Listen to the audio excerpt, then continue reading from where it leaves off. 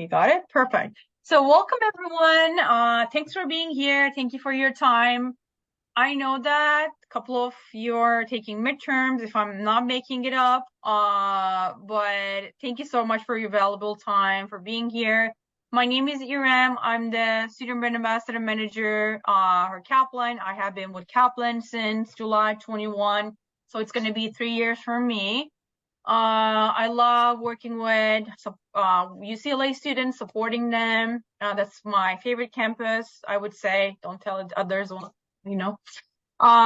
So we have Andrew Wang here, who's our phenomenal MCAT teacher, and also Rose, our student brand ambassador.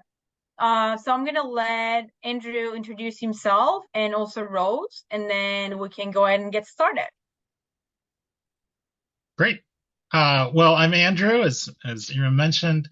I'm a little bit of a dinosaur here at Kaplan. I took the MCAT in 1999, which I realize was before some of you guys were born.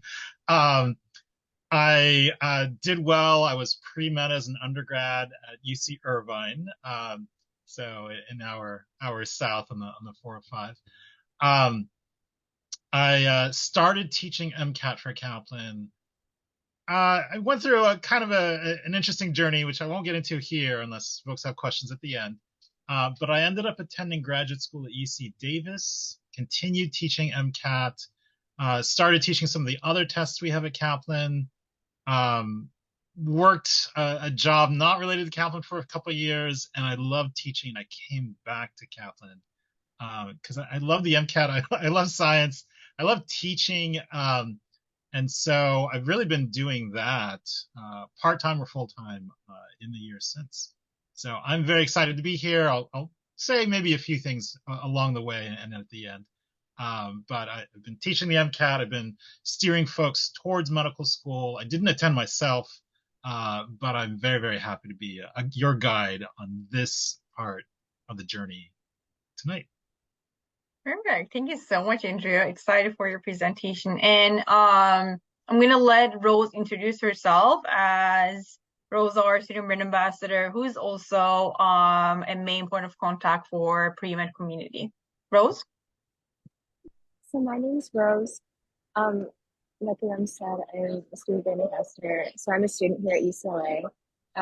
So I understand all of the midterms and the anxiety around pre-med that happens here.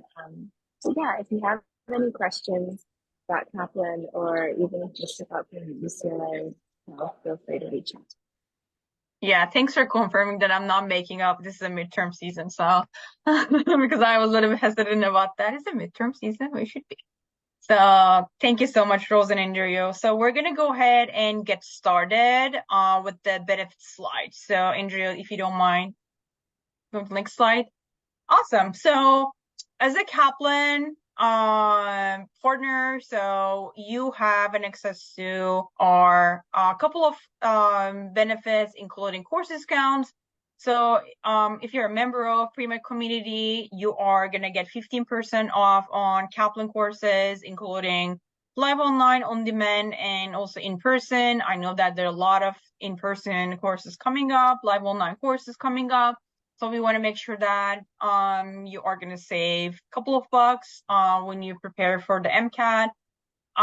The code is UCLA15. You can also book some time with our MCAT expert. That's a free consultation that we offer to our partners and senior organization members. We want to make sure that you are going to find the best course options for you. We recommend booking a time before purchasing your course by yourself, so we can make sure that you are going to enroll for the best course option based on your schedule and based on your learning style. And Rose will put the link in the chat for the campus consultation. So if you want to click on the link, you are going to go to a calendar, which gonna show you a couple of options. You can pick a time that works best for you. I'm going to show the QR code at the end as well, just in case you want to scan it and save it.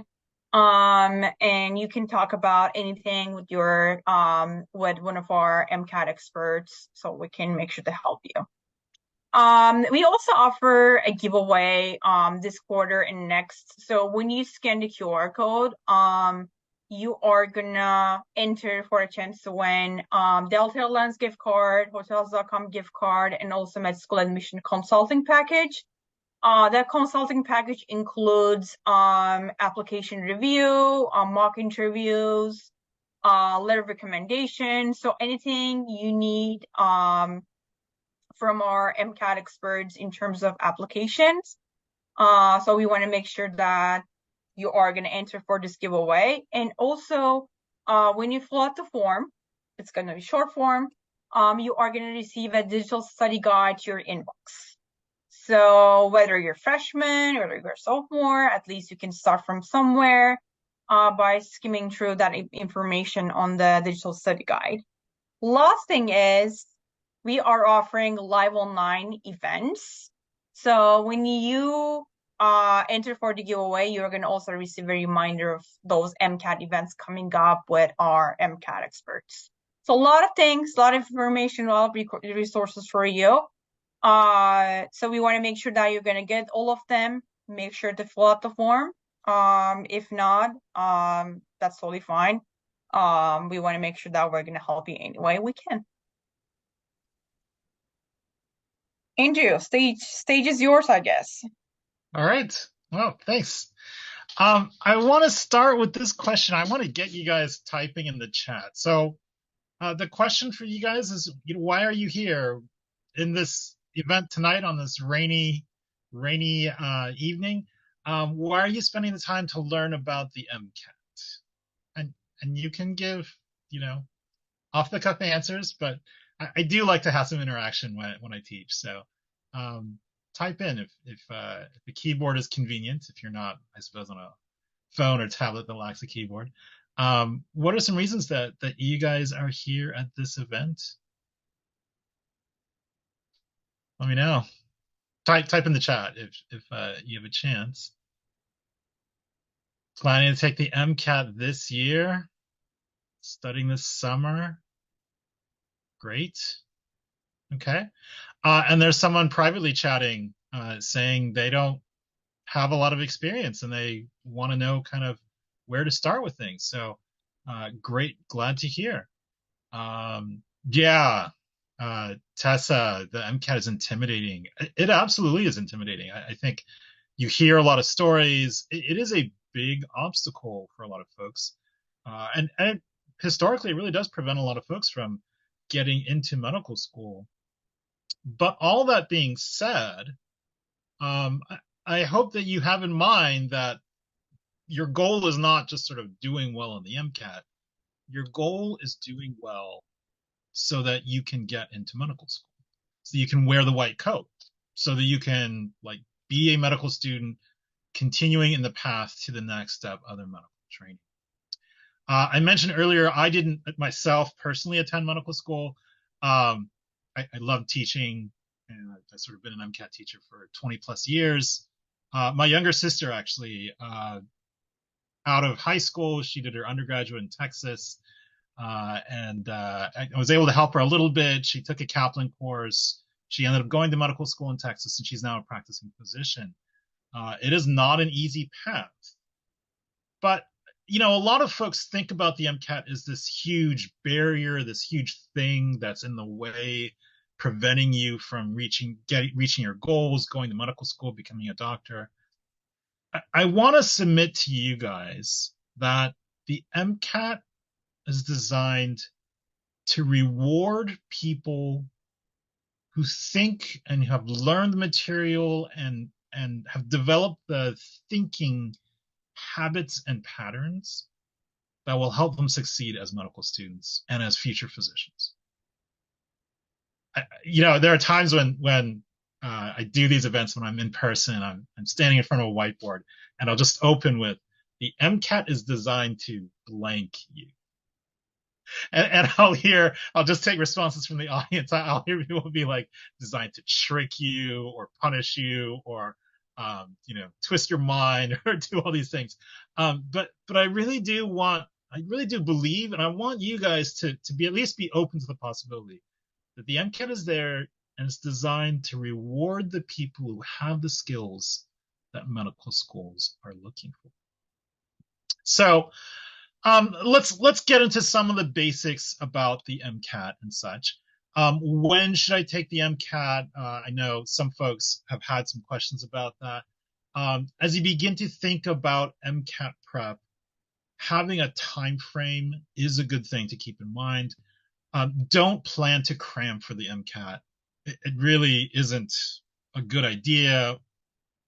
Occasionally you hear this, that one outlier, the person who studied for 2 weeks and ended up doing well. And that story is so terrible. Like, don't try to cram for the MCAT. There is a study done by AMC a number of years ago, and they surveyed successful first-year medical students at that time. And the average number for folks for specifically devoting to MCAT preparation for successful first-year medical students was about 300 hours. Now, that number came before the 2015 MCAT test change. So since that time, they've added psychology and sociology. They've added more developed advanced biochemistry. So really at this point, for most people, we say think about a starting time frame of about 300 to 350 hours. That number will vary depending on how much coursework you've had as an undergraduate, on subjects that are tested on the MCAT, and just how well you develop kind of the patterns and habits of mind and thinking patterns that I mentioned earlier. But it's a good number to have it as a good realistic starting point. So when folks are like, should it be like 2 months before, 3 months before? Well, if you could spend 30 hours a week, 10 weeks, 12 weeks, 15 weeks might be a reasonable number to think about. You can spend 10 hours a week. You might think about 30 weeks. 30 weeks, that's like, you divide by 4, you get like 8 months or so, right? So I don't like to say numbers of months because different people have like classes and school and part-time work and other obligations. But total number of hours being like 350-ish hours is a good starting point to think about. Now, in terms of the time frame, I know there are a few questions about, when should I take the MCAT or what's the best time? This is a good screen, and I encourage you guys, if you're watching the recording later on, to pause here and to really study this well. In general, if you're looking to start medical school in August of a particular year, right, the time when the school year starts, count backwards and think 14 months before June of the previous year, I should plan to submit applications, my primary applications to medical schools. And if I'm submitting applications in June, I think ideally, right? I'm not saying that it has to be absolutely June, but it's a good goal to aim for. Well, if that's when you send your applications in June, then having your MCAT scores, and it takes about a month between the time you take the MCAT and the time you actually get your scores, that's a good kind of general time frame. And then some folks end up saying, oh, well, what if I end up not doing well that first time, then maybe I'll retake the MCAT. So I would say at least 15 months before you're going to submit, you're planning to start as a medical student, right? 15 months, 14, 15 months is kind of the time frame for the application process. Are you guys familiar with rolling admissions? When I say that word, let me know in the chat. What do you guys think of when you think rolling admissions? If you are familiar with that term.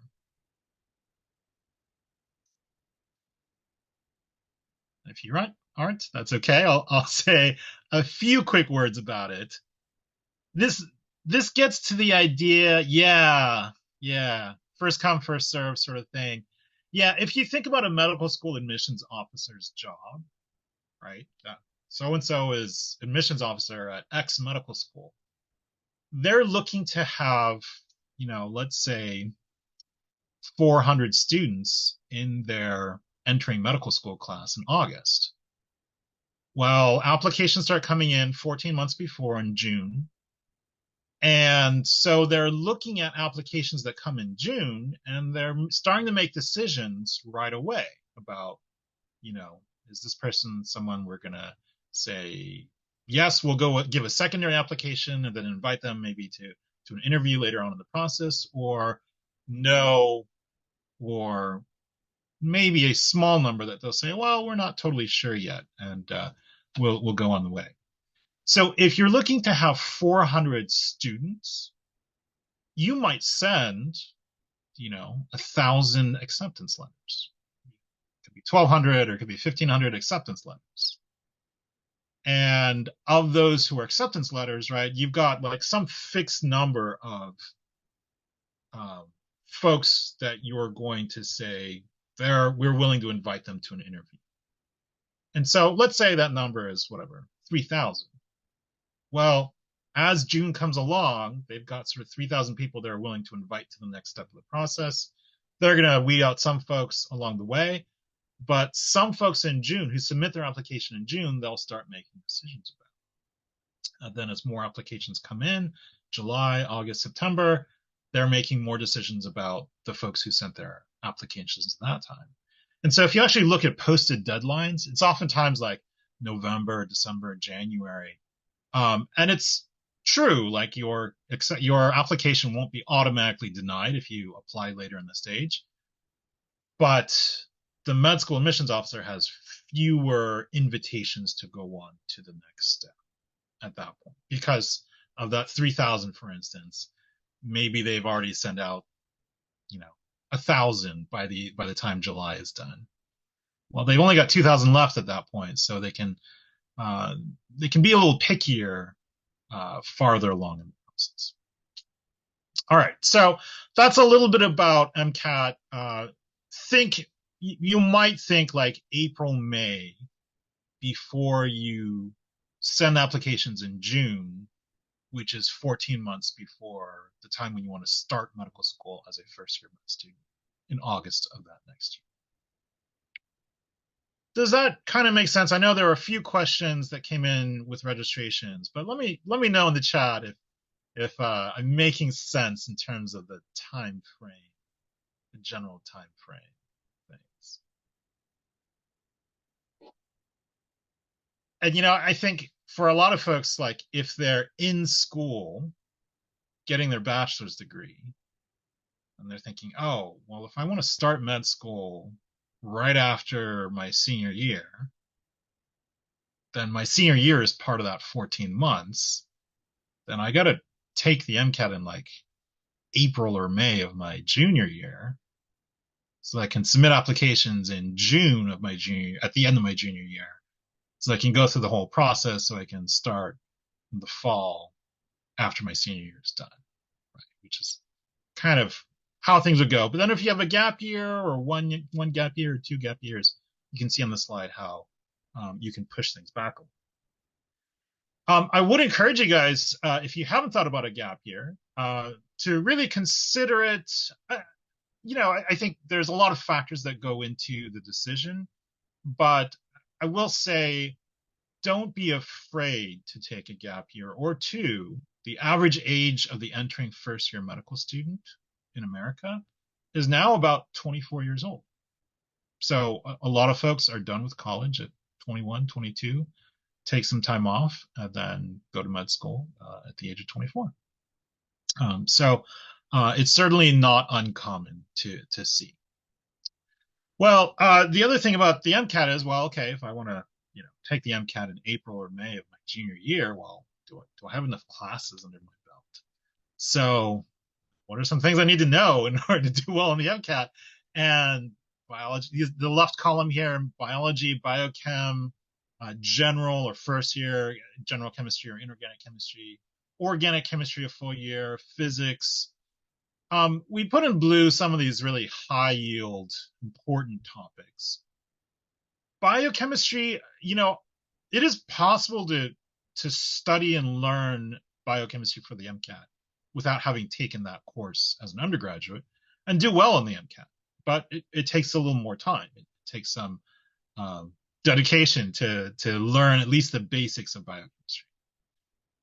I will say, I think the same is true for psychology. The same is true for sociology. If you haven't had those courses as an undergraduate, I wouldn't worry about psychology and sociology too much. I think those are quite doable. And what you learn in a first year introductory psychology or sociology class, a lot of that material you would cover in an undergraduate class won't actually be tested on, but some of it is. I will say, writing, calculus, math in a advanced level, anything, even like trigonometry, pre-calculus, that's not really on the MCAT itself. But there are some medical schools out here, as you can see on the right side of the screen, that do require some calculus coursework, right? So just because it's not needed for the MCAT doesn't necessarily mean you don't need it to apply or be accepted to a particular medical school. At the bottom of the screen, some not required, helpful. Comparative anatomy, I think that's oftentimes taught as part of an anatomy and physiology class. And physiology, basic physiology, is really, really helpful for the MCAT.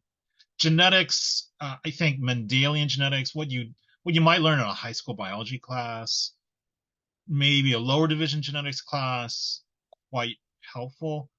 Anything you take as an upper division genetics class, I would say is beyond what the MCAT expects you to know coming into the test itself. That being said, the MCAT will oftentimes present you with some material, some concepts for maybe an upper division class or a graduate level course, and say, take this passage, analyze it, learn about it. Can you answer some questions related to it? So exposure to some of these ideas can be really, and the same is true with some of those other subjects as well. Med school prerequisites, we say on the right side of the screen.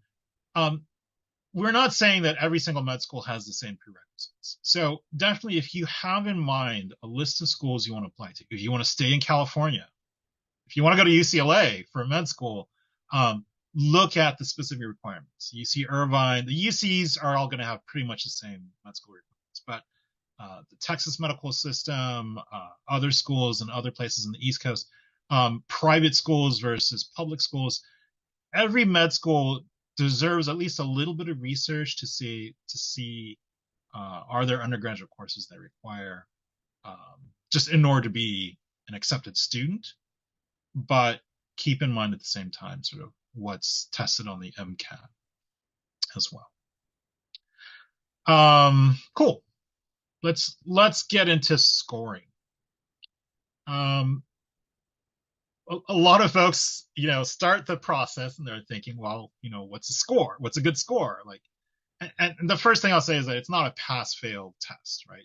You get a number, kind of like the SAT or the ACT. You get a number, a score. The higher the number, the better, and then you submit that as part of your application to med schools, and then med schools sort of look at that number and they look at some other things, and they decide whether to invite you on to the next stage of the process. A good score isn't easy to define. I can't just sort of give you a single number. It's very dependent on who the person is, what schools they're interested in, what schools are on their list, other aspects of the application, whether those are strong or not so strong. There's a lot of different factors that go into it. I will talk about percentiles though. So there are different sort of percentile ranges for different scores. And so, excuse me, if you get a score for each section of the MCAT, and there's 4 sections, and you could add up those 4 numbers, and so you get a number, and a lot of people might say a 510 is kind of the number I'm looking for, or 512 or 515.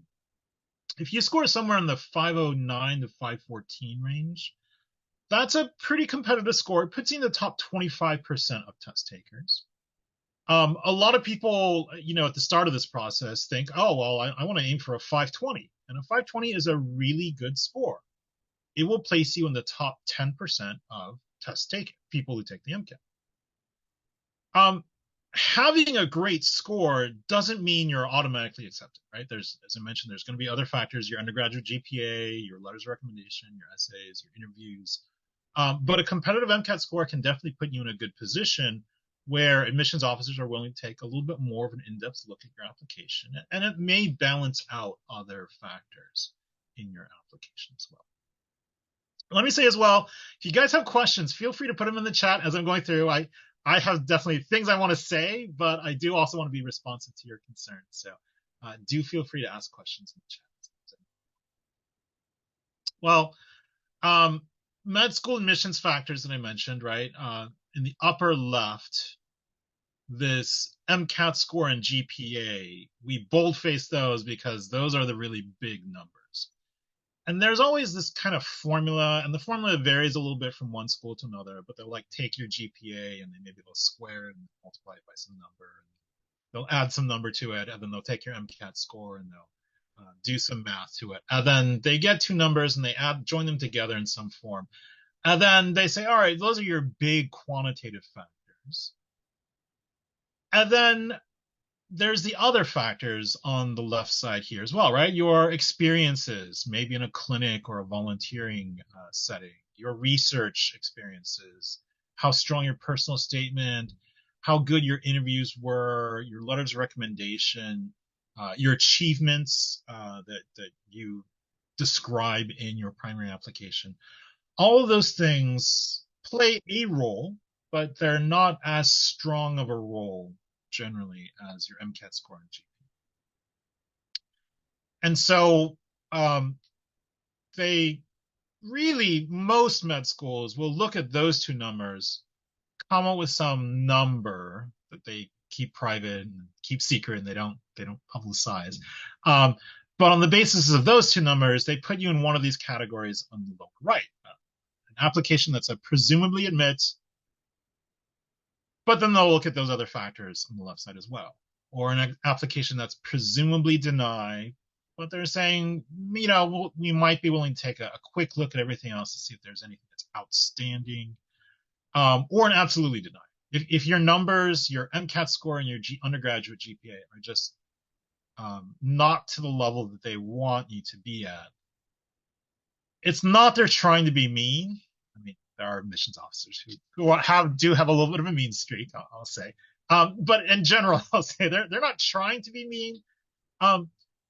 They don't have confidence that if they accept you and you're a first year med student, that you will be a successful medical student, that you'll be able to handle how academically challenging med school coursework is, right? If you didn't do well enough in your undergrad grades, you didn't do well enough on the MCAT, med school is even worse, and they're throwing it more at you, and you're learning all of biochemistry in 6 weeks, and you're doing all of pathology in 8 weeks, right? Like you're just inundated with this.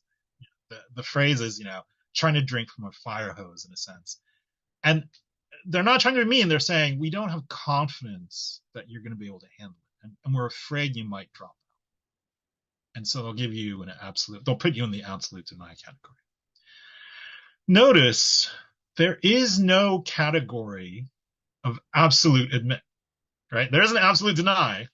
There's no category of like, yes, just on the basis of MCAT score and GPA, we are for sure gonna offer this person acceptance, right?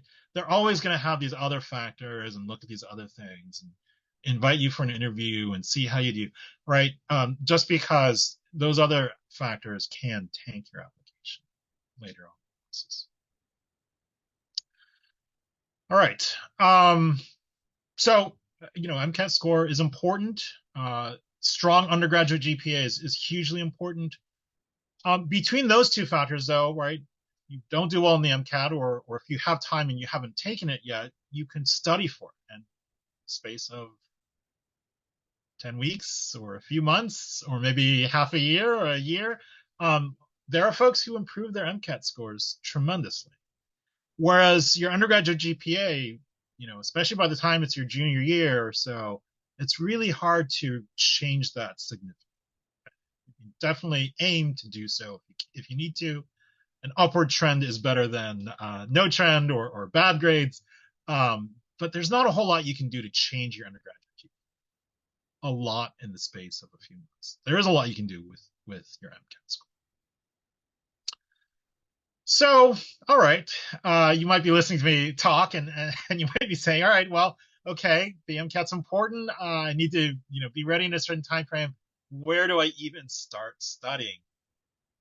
And I mentioned the MCAT covers biology, general chemistry, organic chemistry, physics, biology, right? A lot of sort of under lower division biology. But it's really easy to say, oh, the MCAT covers all these things. Do I need to study all those things? Or I need to bring my textbooks for my undergrad courses? And the answer really is no. I will say just straight out no. Um, to say one quick thing about where I'm currently. I mentioned I love to teach. I'm still teaching MCAT part time with some of the online classes, but the other thing I'm doing right now is I'm a graduate student in chemistry, and I have the opportunity to sit in and help supplemental instruction if you're aware of what that is in a second semester organic chemistry course. And the professor's covering NMR, nuclear magnetic resonance, right? She's talking about the splitting patterns and what an isopropyl group looks like, and how you could use the integrations and do all that. And some of the basics of that, because I've been teaching the MCAT for 20 years, yeah, I know that really well. Some of the specifics, she's covering that because she's a professor of organic chemistry and she's training people to know organic chemistry really well. But some of that material will never show up on the MCAT is not going to expect you to recognize what an isopropyl group looks like on an H1 NMR graph, or what a carbon-13 isotope NMR, how that's going to come out for a particular function group. The MCAT just doesn't expect you to know beyond kind of the basics of that idea. So I think if someone were to say, oh, organic chemistry is down the MCAT, I need to look at all my notes and look at my organic chemistry textbook, they would be wasting a huge amount of time. One other example here, there was a student not too long ago who had never covered in her MCAT preparations radioactive decay, general chemistry, alpha decay, loss of a helium nucleus, 2 protons, 2 neutrons, or beta decay, loss of an electron. That wasn't something she'd really covered in her MCAT prep because she was busy studying a lot of other things. 2 days before her official test date for the MCAT, she reaches out to her instructor and she freaks out and she is asking for help. She's never reviewed this and she'd done a practice test. And, oh, there was this question about alpha decay. And the teacher knew her test was 2 days away and said, don't even worry about it. Spend your time going over other stuff that you've already studied. Use the time to cover different topics. Alpha decay is really low yield on the MCAT. Low yield meaning low probability it will show up. And if it does show up, it's not going to be more than a 2 at the most. And this student, calmed down, stopped freaking out about not knowing about alpha decay, did just fine, got into medical school, never ended up seeing an MCAT question about alpha decay. Now, I'm not saying that the MCAT never tests you on alpha decay, but I am saying it's a low yield topic. You should prioritize studying other things and know what the MCAT prioritizes, and not waste your time with your undergraduate textbooks or your notes from your classes unless they cover topics that for the MCAT are high yield or medium yield. And if you master all of those topics really well, you're scoring 90% plus in all the high yield topics and all the medium yield topics, all right, that's the time to come back and maybe look at some of the lower yield topics and see if you can pick up some more points there. Well, the MCAT program design that I want to encourage you. You see here on the left side, right? There's a whole bunch of different topics. And yes, they are all there. And these topics on the left side, these are all pretty high yield for the MCAT, but certain aspects, I will say, of these are high yield. There's other aspects that are pretty low yield. But organizing those and putting them into a particular order of topics is part of what we do at Kaplan. Keeping in mind one sort of big learning science concept, and I don't know how many of you guys are into like cognitive neuroscience or the science of learning, um, but we have a specific instructional order, and to simplify part of this is to say your brain is not a USB flash drive. All right, I'm going to say that, and you may be like, well, obviously my it's not a hard drive, right? It doesn't have flash memory. It has neurons, right? Um, but what I mean by that analogy is to say, like, when we as humans study a topic, maybe you learn electrochemistry for the MCAT, and you're studying and you've learned the high yield stuff. It's not the case that if you learn it well now, 2 months from now, you can be asked an MCAT question or several MCAT questions or a whole passage and necessarily do great, right? Especially if during those 2 months you've been studying other topics as well. So what our program does is it interleaves topics. It'll have you revisit topics that you've looked at earlier. It'll have you do practice tests that will test you on various different topics. But you need reinforcement, right? A flash drive, once you download material onto a flash drive, I got a bunch of PDFs on this flash drive. I could leave it alone for 5 years, 3 years, right? And I could plug it back into a computer and I could download all the material back in perfectly fine form. And that's not the way our brains work, right? Our neurons are making connections, and when we don't think about things or develop skills, those neuronal connections get weaker, and our brains just don't make the same connections as before, and we get rusty. And if we don't sharpen our skills and review material in our memory, we'll lose a lot of the ability that we once had. And that's just a fact of life. And it's really important for the MCAT, I think, because as undergraduate science majors, we take science classes and we need to know material for until the midterm. We have a cumulative final exam, right? Maybe until the end of the quarter, and we're done. And the day after the final exam, we're like, oh, it's okay if I don't remember X, Y, and Z and all these other things from more than 10 weeks ago. And for the MCAT, it's covering material from years of your undergraduate science course. Basics, but stuff that you might not have thought about for years. So don't just buy an MCAT book set, pull out the first book, start reading it cover to cover, then you grab, the physics book next and I read cover to cover, right? The MCAT requires you to integrate content areas, and it covers such a wide breadth of material that you have to review periodically, and you have to see how maybe biology concepts are used to test physics concepts, right? The connections between biology and physics, seeing how things work together, right? So that's really important. The program design, I kind of touched on this already, right? So the first pass, this red line is like, what if I just learn material and review? Well, then it's just going to decay.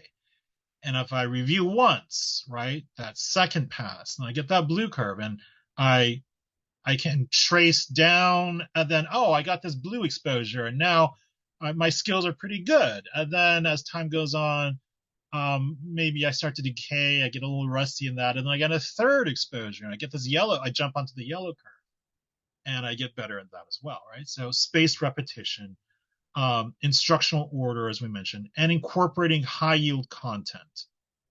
A lot of that is about just sort of knowing what the MCAT tests frequently and what the MCAT has tested, and then other things that, in my 20 years, I've never seen the MCAT test you expect you to know, the Arrhenius equation for the kinetics of a zeroth order, chemical reaction, right? That's not something where activation energy equals E to the power of negative E sub A over RT, right? Like, I mean, that's a formula that's used in science, and I've never seen the MCAT expect you to know it. I have seen the MCAT provide you that formula and expect you to use it, right? And so it's not a good idea to like memorize the formula. It's a good idea to practice with that formula so you know how to calculate. But it's really hard to tell, right? Like, I mean, again, like there's a whole lot of concepts and material that the MCAT could test you on. Any one practice test will just be a sampling of all that huge breadth of material. And knowing the big picture, what the MCAT has tested and has not tested frequently and has never tested at all, expecting you to know already, those are really, really important things as well. All right. The other big aspects, skip the things you already know well. Sorry, my slides are animating a little bit here. Skip the things you already know well initially, but expect that you're going to. I mean, that's a formula that's used in science, and I've never seen the MCAT expect you to know it. I have seen the MCAT provide you that formula and expect you to use it, right? And so it's not a good idea to like memorize the formula. It's a good idea to practice with that formula so you know how to calculate. But it's really hard to tell, right? Like, I mean, again, like there's a whole lot of concepts and material that the MCAT could test you on. Any one practice test will just be a sampling of all that huge breadth of material. And knowing the big picture, what the MCAT has tested and has not tested frequently and has never tested at all, expecting you to know already, those are really, really important things as well. All right. The other big aspects, skip the things you already know well.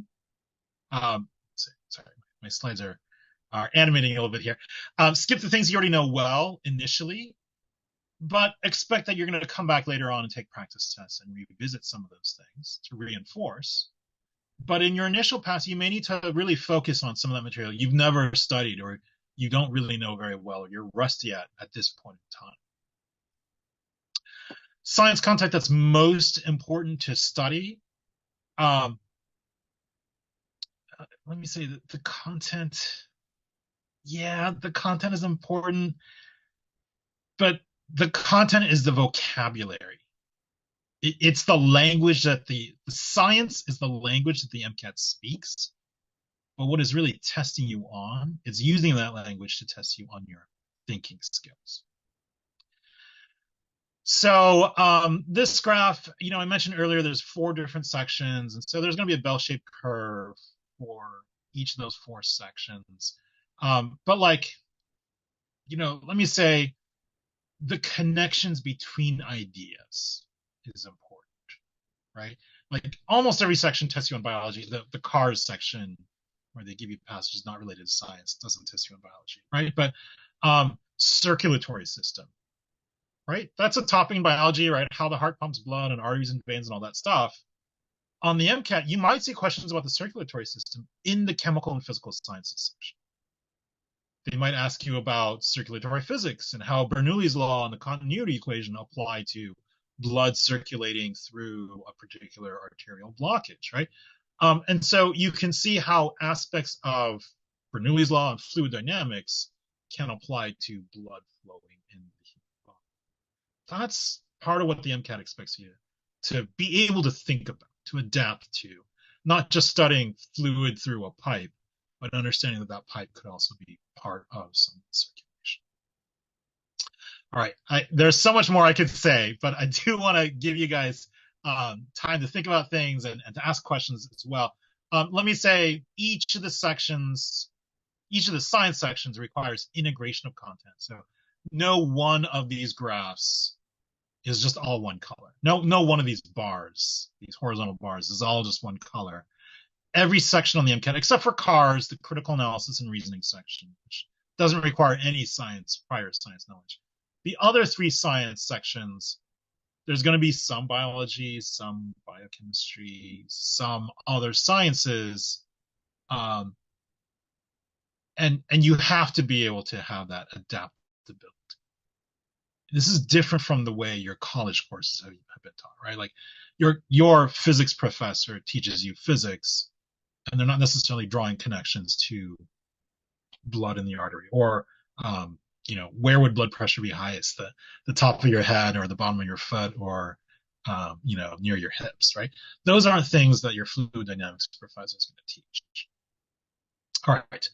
I do want to.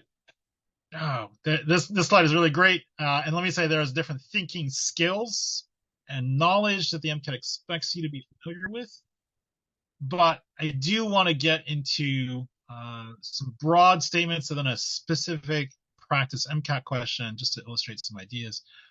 3/4 of the MCAT science sections, 3 of the 4 sections of the MCAT are sciences, and for 3/4 of each of those 3 science sections, there are passages. Passages that, again, could come from a graduate textbook or an upper division level kind of material sort of stuff, or stuff that's really written from a scholarly article, like stuff your professors might be writing. And then they'll give you a set of 4 to 7 questions on the right side pertaining to the general material that's on the left side.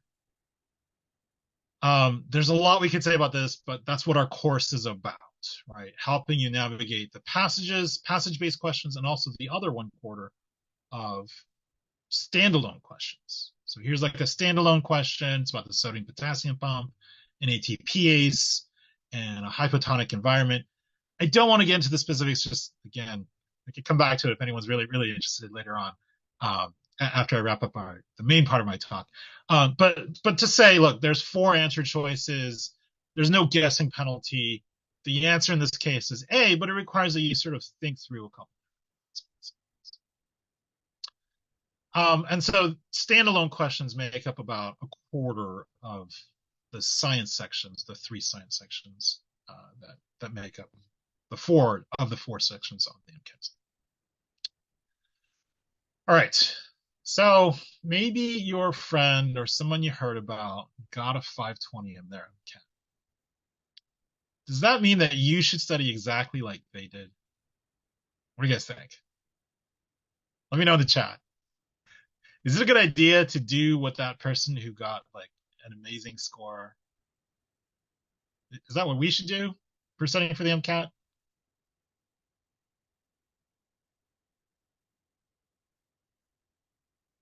Yeah, Shyla. No. Yeah, Melanie, absolutely. Everyone is different. Absolutely. Good. Different people's brains work differently, right? Like maybe that person's brain is a little bit more similar to a USB hard drive, and most folks don't, right? So having a personalized MCAT study plan is really crucial, right? And there's a huge amount of time and thought that we at Kaplan have put into creating a study plan algorithm. There's software that gives you a tentative plan, but as you put in more information, as you take more tests, and as you do more practice, adapts and changes to your needs and to your upcoming test date, right?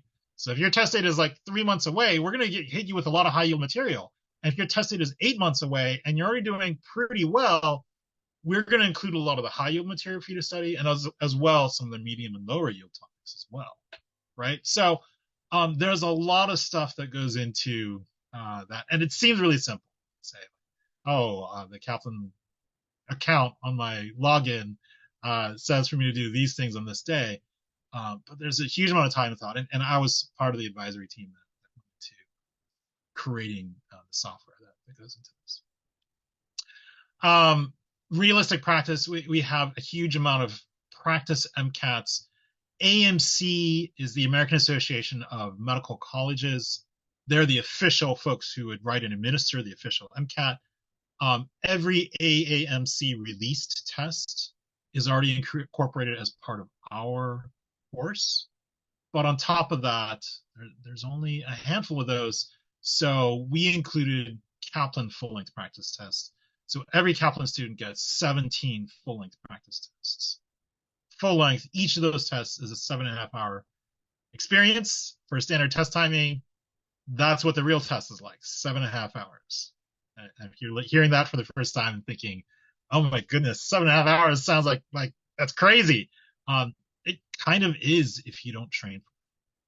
If you don't really put in the training, not to just sort of think the way I'm supposed to think, but to sort of mentally develop the endurance and the stamina to be able to do a 7.5 hour test, um, you're not going to be well prepared if you have not had a good handful of practice tests. We've got a score guarantee, about 15 points on average for folks who go through our course and do all the required work. So I'll say that at the outset. Now there are some conditions. You can't just sort of buy our course and like not do any of the homework that we assign you and stuff. But we're not a course. We don't believe in like the magic pill. Like we don't say like the MCAT is easy or we could train you for it in a week. Any company that tells you that, I think, is just unrealistic. I think it's kind of, don't listen to those folks, right? The MCAT is hard and will require a lot of work from you. But if you do the work and you do the right kind of work, right? You do it using these learning science principles and thinking about following the course as laid out for you, personalized for you. 15 points is very realistic.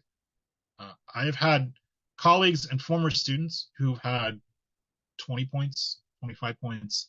15 points is an average, and we didn't want to overpromise. But there are folks who give it enough time and who put in the work and who get phenomenal MCAT results. And then finally, the last slide I'll talk about a little bit. This has a picture of my friend and colleague, Ari Kim. She scored a 520. Let me say a perfect MCAT score is 528. We've had a few students who scored a 528, but when she was a student, she went through the whole process. She started off with a terrible starting score, and she went through it. She did the work, and she ended up with a 524.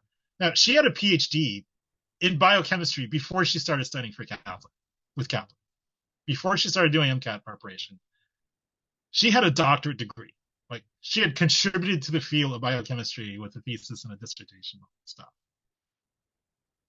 But she will be the first to tell you she was terrible at the MCAT when she started, and she learned how to do it. And so she's a teacher.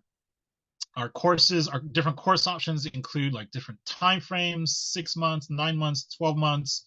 A boot camp that's like 6 weeks, and Ari is very involved with the boot camp where we have you come in online or in person every day for 6 weeks. We have options for tutoring, for online classes and in-person classes. We have a lot of different options for folks, and also build your own packages, right? For folks who say, well, I'm not going to be able to devote this kind of time, but I want to make use of certain aspects of the campus resources. So there's a lot of different things that are out there. There's a question that actually just came in. Can we find these people on Kaplan's website? Absolutely. Ari teaches on what we call the MCAT workshops pretty regularly. You actually might see her picture on some of the things. She kind of did phenomenally, and she's a phenomenal teacher, really.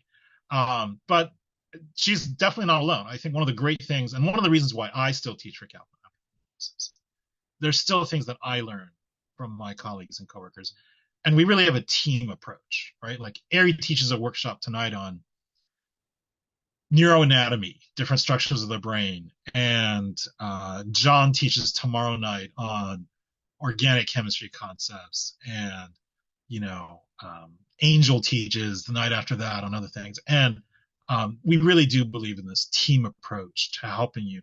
Not everyone learns best from one particular teacher. So sometimes you find someone you really love and you say, oh, well, I'll go to their workshops in addition to going to my core course, in addition to doing the readings and the videos and the quizzes and such, right? So there's all kinds of resources that we have, more than any one person really should use, unless they have a huge time frame, but enough that you can really have a personalized journey towards MCAT success. So please do let the questions come in, but I do want to hand it back over to Iram just for the last slides, for her to talk a little bit about some of the course options and such. And I'll stick around for as long as folks have questions. Thanks, Andrew. I will be talking about upcoming courses. Andrew talk about the options that you can get if you want to move forward with Kaplan courses. So next slide, I will be talking about upcoming courses. So we have in-person courses around the UCLA area. We have Westwood Kaplan Center. I believe it's pretty close to campus, like walkable. We have a lot of courses coming up in April, May, June. In terms of live online, so if you like, I don't want to be in the real classroom, I just want to go home and attend the lecture class from my home. You can choose to do live online with Andrew. Yes, exactly, right by Trader Joe's. Wherever it is. I know I have been on campus maybe 12 times, but the campus is so big, so didn't have time I to taught stop. at that the Westwood Kaplan Center. Yeah, It's a great yeah. place I know to. they're pretty close to campus. So Andrew's teaching those live online courses. Right, Andrew? Those March 9th courses yours? Yes, the Saturday Sunday course. I'm one of the off-camera teachers, but I answer questions, and I'm again part of a teaching team, and I Yeah. love teaching. Yeah, so that's his course, and then there are other course options as well. And especially with the live online, there are courses starts every other day, a lot of options like Saturday, Sunday, Tuesday, Thursday, just Friday, just Saturday, different times, different days. So we want to make sure that you are gonna pick one that works best for you. And of course, we have on demand as well, like Andrea mentioned in boot camp, if you choose to do so. And then the last slide would be about Kaplan experts. So in the very first slide that we mentioned, connecting with one of our MCAT experts, this is what we offer to you under the partnership. So when you scan the QR code, you are going to go to a calendar that you can just see a couple of spots available. Probably you can be able to see something for tomorrow, and Thursday, Friday, like 30 minutes availabilities, and you are gonna put your name, email, and what you want to talk about with the MCAT expert. They can help you to answer any questions about your personalized study plan. Like Andrew said, not every student is the same. Your study style is different. Your learning style is different. So we want to make sure that we're going to build our customized study plan. We also want to talk about mid-school admission timeline and process and answer any questions. Andrew gave you a lot of information, but if you have any follow-up questions, you can also ask them. And also, the most importantly, we want to make sure that we're going to find the best prep option for you. Maybe bootcamp is not the only option for you. Maybe you love live online. Maybe you want to just like, I have to be in classroom. I have to be there in person. So we want to make sure that we are going to find the best course option for you based on your schedule and learning style. And lastly, you can be able to use our partnership discount with one of our MCAT experts, so you don't have to go ahead and figure out which course option would work best for you. We are going to do the work for you. I think that's it. We are going to make those slides available to you, and also you're recording this session as well. But just in case you are going to lose the link or you just need the link, you can reach out to me. Do we have is this the last slide, Andrew? Do we have one more? Yeah, no, I mean, the last slide is just the Kaplan purple. Okay, so what I'm going to do is I am going to put my email in the chat. So this is my email. So if you have any questions, you can email me. And also, I'm going to put Rose's email. So if you want to email her as well. And with anything, any questions, if I don't know the answer, because I'm not an MCAT teacher, I can direct you to best person who can help you. But I highly recommend just take 30 minutes and meet with one of our MCAT experts and see how we can help you. And I'll say the connecting with the Kaplan expert, that's free. That's us wanting to help you. So we don't charge you for that 30-minute consultation. It's a chance to have a conversation with you to help you get on the Yeah, it's unlimited. So if you're like, okay, I lose my chance, I'm not going to go ahead and be able to do that, you can do so as much as you can, as much as they have an availability. So as many time as you can, I would say.